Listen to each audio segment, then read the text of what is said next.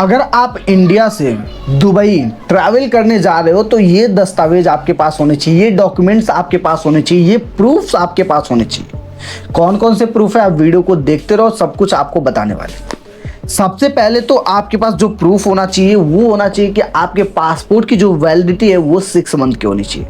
अगर आपके पासपोर्ट की वैलिडिटी 6 मंथ की नहीं होती है तो आप जो है ट्रैवल नहीं कर सकते हो इंडिया से दुबई, क्योंकि वैलिडिटी इतना तो होना ही चाहिए, ठीक है। दूसरी जो कंडीशन है, आपके पास फ्लाइट टिकट होना चाहिए। अगर आप काम के पर्पज से जा रहे हो तो बस 1 वे चलेगा, अगर आपके पास वर्क वीजा परमिट है तो। लेकिन अगर आपके पास टूरिस्ट वीजा पर अगर आप जा रहे हो तो आपके पास जाने का और आने का दोनों टिकट आपके पास होना चाहिए, फ्लाइट टिकट का। तो पहला डॉक्यूमेंट मैंने बता दिया आपको, दूसरा डॉक्यूमेंट भी मैंने आपको बता दिया। तीसरा डॉक्यूमेंट है एकोमोडेशन का आपके पास होना चाहिए। आपके पास होटल बुकिंग, जहां पर आप स्टे करने वाले हो, जहां रुकने वाले हो, उसका आपके पास प्रूफ होना चाहिए, या फिर आपके पास जेरोक्स होना चाहिए।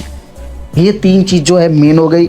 और चौथा हो गया आपके पास ट्रैवल इंश्योरेंस होना चाहिए। अब ये भाई ट्रैवल इंश्योरेंस हम क्यों ले, देखो ट्रैवल इंश्योरेंस हमें इसलिए लेना जरूरी है क्योंकि अगर हम ट्रैवल कर रहे होते हैं या मान लो कि कुछ भी गलत हो जाता है, एक्सीडेंट हो गया, कुछ भी हो गया, तो उसके बिहाफ पर क्या है कि हमें जो है जो इंश्योरेंस का अमाउंट होता है वो हमें मिलता है।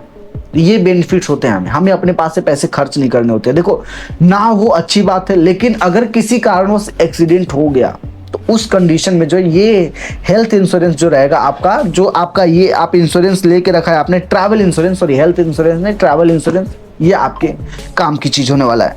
दूसरा जो मेन चीज है आपके पास क्या होना चाहिए, करेंसी एक्सचेंज का जो है आपके पास होना चाहिए। जैसे कि नहीं होगा तो भी चलेगा, आप जाकर उस कंट्री में दुबई पहुंचे तो आप एक्सचेंज करा सकते हो, ये मैंडेटरी नहीं है। लेकिन जो मेन चीज है वो मैं फिर से आपको बता देता हूँ। आपके पास जो है 6 मंथ का पासपोर्ट की वैलिडिटी होना चाहिए। आपके पास वीजा होना चाहिए, वीजा बहुत ज्यादा जरूरी है। अगर आप टूरिस्ट वीजा पे जा रहे हो तो टूरिस्ट वीजा का प्रूफ आपके पास होना चाहिए। उसके बाद आपका स्टंप वगैरह सब लगेगा, ठीक है। तो टूरिस्ट वीजा पे जा रहे हो तो वो होना चाहिए, या फिर लगा स्टंप तो वेल एंड गुड, वहां पर आप वीजा दिखा दो, ठीक है। स्टिकर वीजा अगर लगा है तो एक तो होटल बुकिंग, एक आपके पास फ्लाइट का होना चाहिए, फ्लाइट बुकिंग, एक आपके पास 6 मंथ पासपोर्ट की वैलिडिटी होनी चाहिए, और 4th नंबर पे जो आपका आता है ट्रैवल इंश्योरेंस होना चाहिए। अगर आपके पास ये चारों चीज है तो आप आराम से इजीली दुबई के अंदर एंटर कर सकते हो और आपको कोई भी प्रॉब्लम नहीं आने वाली है। बहुत सारे लोग का ये कमेंट्स था, तो मैं सोचा चलो इसके ऊपर एक अलग से वीडियो बना देते हैं। अगर आप दुबई में जाना चाहते हो तो आप इस तरीके का यूज कर सकते हो, ठीक है। अगर आपके कॉन्टेक्ट में कोई वहां रहता है तो वेल एंड गुड, तो आपको होटल बुकिंग नहीं दिखाना पड़ेगा।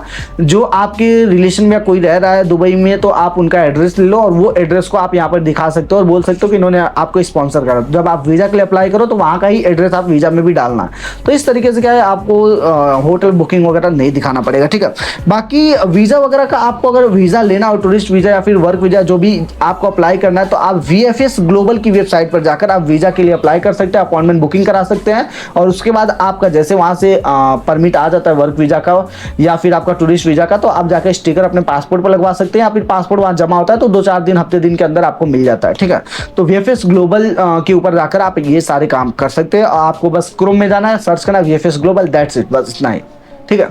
उम्मीद है कि आपको इस वीडियो में समझ आ गया होगा कौन कौन से डॉक्यूमेंट्स आपको दुबई लेके जाना चाहिए, ठीक है। बाकी हम आपसे मिलते हैं किसी और नए वीडियो में किसी और नए अपडेट के साथ। Okay, bye bye and take care.